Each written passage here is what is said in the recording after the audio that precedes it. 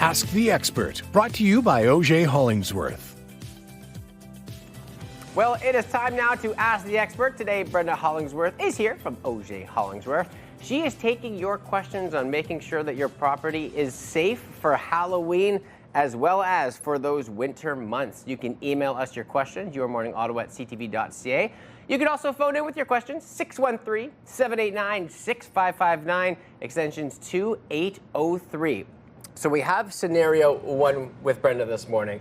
So you are a homeowner and you have an interlocking brick walkway from the sidewalk to the front of your house. They're about, we'll call them 15 years old, and they have started to warp. They have shifted from bricks. Where could someone trip? Water pools when you get rains? How can you be held responsible if someone falls on your walkway? These are all questions that people really need to ask themselves. Yeah, no, and interlocking brick, there's a lot of it in Ottawa. It was quite popular sort of 15, 20 years ago, and it's all shifting now. So everywhere, you have to watch where you're going because it is easy to trip. So you can absolutely be held liable if somebody injures themselves tripping on your interlocking brick. So you have to be mindful. You don't notice because you walk on it every day. You don't notice the dips, the holes, the divots. You don't notice them, but somebody else does, especially someone with their arms full of Amazon packages. Not that that happens, but if it were to happen, so it's really risky not to take care of that as soon as you start to notice it. And you have such a good point there because it's one of those things where it's your house every day. You don't notice these little things, but then, you know, my dad comes by, he notices everything. He's like, oh, you know, the brick's over here and stuff like that. But it's really important to walk the property, make sure, especially coming up on Halloween, there's so many kids trick-or-treating. Maybe their costumes are a little bit trip hazardous in general. So those are things we want to keep top of mind. Yeah, like fresh eyes. Look at your property with fresh eyes. Really, seasonally, you should do that. Do a full walkthrough, have a look.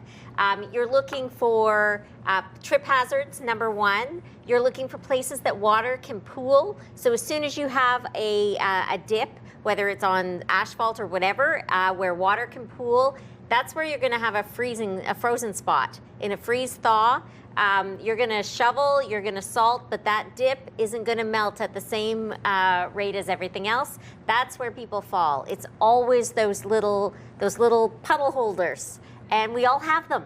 So you got to fix it. And that is, you know, just to be clear, something happens in that is you are liable as the homeowner. That's right. And so, you know, a lot of people will say to me, well, like I can't afford to redo my walkway.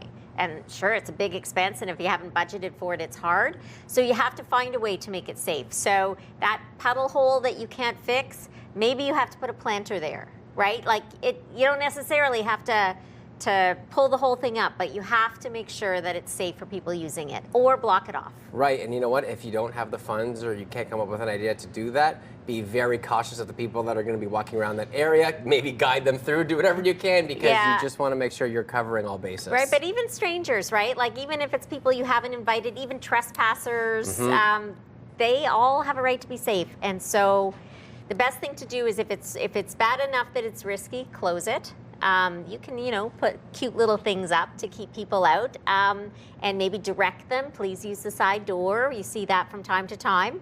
And that's the safest way to protect you and to avoid somebody being hurt.